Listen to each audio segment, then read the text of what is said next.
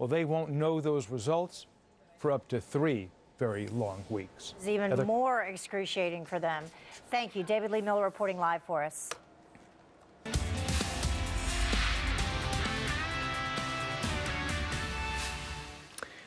A group of airports is suing the government over plans to shut down control towers. The 5 airports are in Illinois, Washington State, and Florida.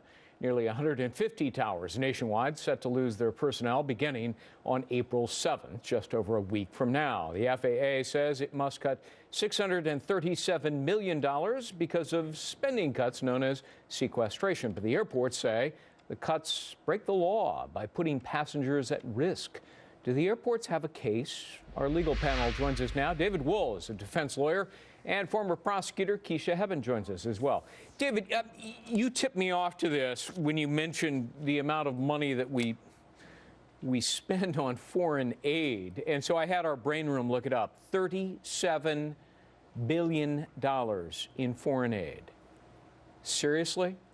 And $637 million isn't available to keep flyers safe. 150 airports will be affected when they get their air traffic control towers stripped. That's 150,000 flights annually. And Greg, the feds themselves published this 4-page list that I found of concerns that these airports will have. And one of them is weather observation. And I'm reading and quoting, airports may choose to acquire contract weather observers if they're available. If they're not available, they won't have any weather control. The flights will have to land basically eyeballing it. This is a very serious problem. They're going to have to file for a temporary restraining order, citing a very serious, irreparable harm that will come their way if the federal courts do not stop this immediately. You know, Keisha, a lot of folks out there may say, well, wait a minute, why is the government even funding these very small city control towers? Right, and that's one of the points that I wanted to make, that these are not major airports. They're smaller airports, and they also have the option to either get funding from the state or they can privately fund it. You know, we have to look at the reality of the finances in our country right now. And I understand what David's saying, but you also have to be realistic. Yeah, you know, David, what about that point? I mean, look, a lot of people think government has gotten way too big. So let's start with the small airports.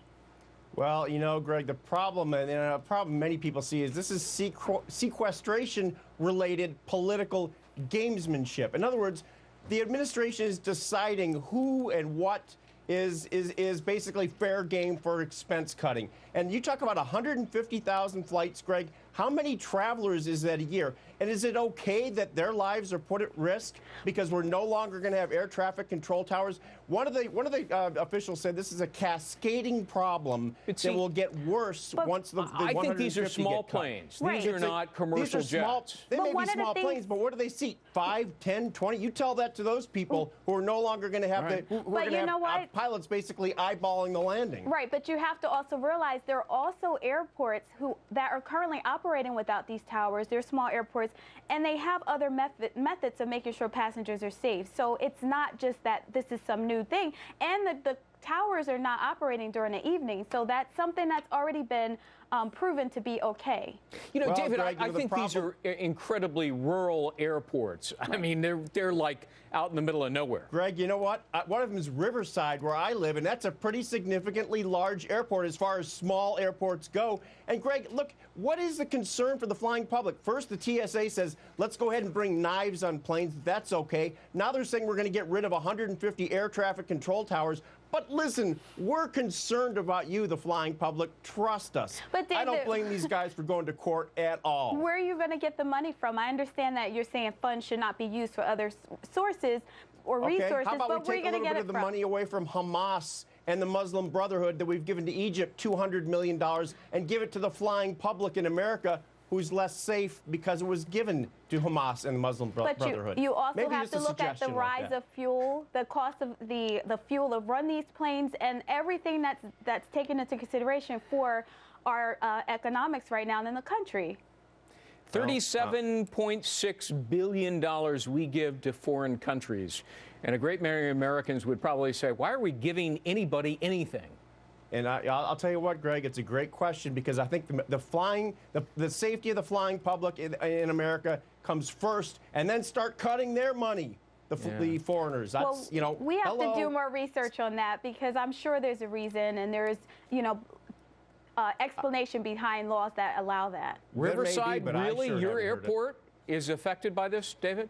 Yeah, Riverside Airport. Really? It's a small airport, but it was one of the ones I should have that's gonna known lose you a would control have tower. done your homework. All right. Well, I always try to, David Wohl. Thanks very much, David. Good to see you. Thank you, Thank you, Keisha Greg. Heppen as well. Thank you, Greg. All right. Forcing pilots to eyeball it. That cannot be a good thing. Well, that's how the Wright brothers did it. Yeah, back in the day. Well, U.S. military leaders responding to new threats from North Korea. We've been talking about this today.